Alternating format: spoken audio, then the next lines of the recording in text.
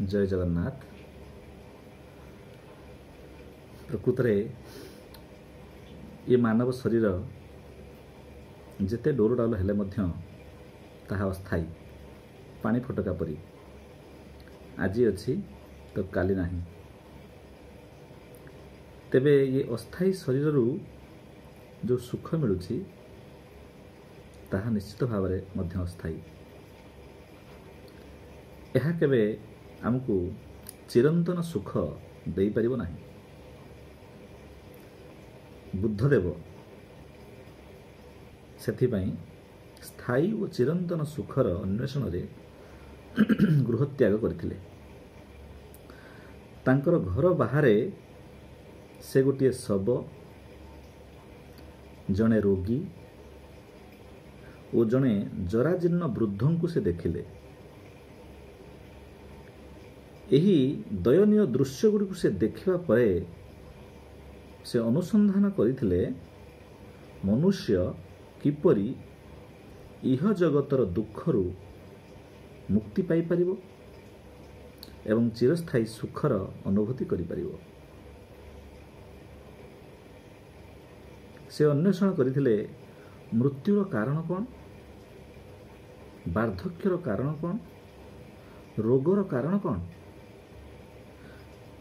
गभीर अनुसंधान करिवा परे से जानिले जे ये मनुष्य शरीर एक पानी फटका परी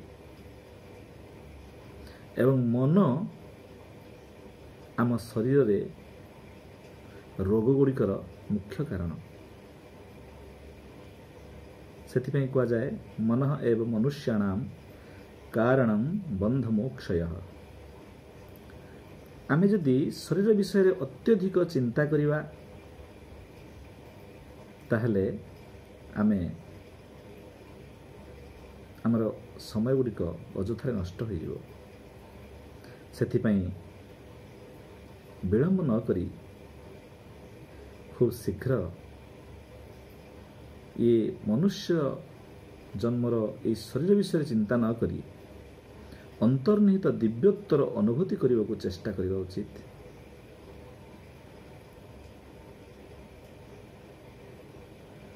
मनुष्य सबु जीवंकर अंतर्निहित दिव्य तत्वर उपलब्धि न करी से जाग और यज्ञ संपादन करिथाए। आम भितर जो दैवत्व अच्छी सबु जीव मानक भितरे सही एक दिव्योत्तर उपस्थिति। से ए विषय अवगत न होई विभिन्न जाग यज्ञ आदि अनुष्ठान करिथाए। गोटे स्थान रु आ गोटे स्थान को यात्रा करुवा बेले थरे बुद्ध गोटे गाँव रे दले लोकों को एक यज्ञ करुथिबार देखिले। एही यज्ञ पई पशु बलि आवश्यक थिला। बुद्धदेव सेठी जाइकी तार विरोध कले।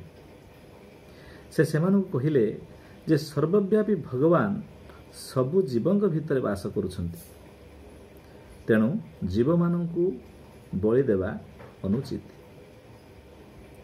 यज्ञ कार्य करुथुवा पुरोहित कहिले जे बलि दिया जाउथुवा पशुटी से एठारे मोक्ष लाभ करिथाए। एक कथा सुनी बुद्ध हसिले और कहिले तुमे एही पशु मानकु मोक्ष देबाकु चाहुछ जेउ माने ताहा पई इच्छा करि नाहंती। तुमे कहीं सही नीति अवलंबन करी यही सब लोकों को मोक्ष देउना। जो माने सेथिपई आकुल हेउछंती, जो लोक माने मोक्ष पई आकुल हेउछंती एठारे यज्ञ करूछंती। जदि पशुटी बलि पाइले पशुटी मोक्ष लाभ करिवो ताहले जो लोक माने मोक्ष पई जाग यज्ञ करूछंती सेमानकर मोक्ष दरकार। सेमानंकु कहीं बलि न देई तांको मोक्ष दउना। एही कथा बुद्धदेव कहिले।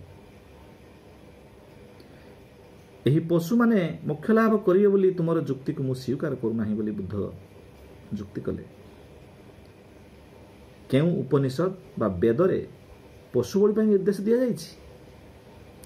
गोटिए पशु को हत्या करिया बेले आमे किपरि भावरे मोक्ष कथा चिंता करि परिबा?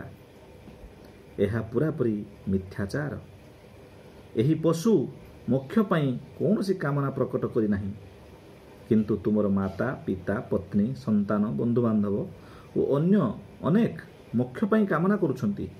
ତୁମେ ସେମାନଙ୍କୁ ବଳି ଦେଇ କାହିଁକି ସେମାନଙ୍କର କାମନା ପୂରଣ କରୁନାହଁ? ବସ୍ତୁତଃ ତୁମେ କାହିଁକି ତୁମ ନିଜଠାରୁ ଆରମ୍ଭ କରୁନାହଁ? ଜୀବ ପ୍ରତି ହିଂସା ଦ୍ୱାରା କେହି ମୋକ୍ଷ ପାଇପାରିବ ନାହିଁ। ଏହା ଅତି ନିକୃଷ୍ଟ ପାପ। ଜୟ ଜଗନ୍ନାଥ।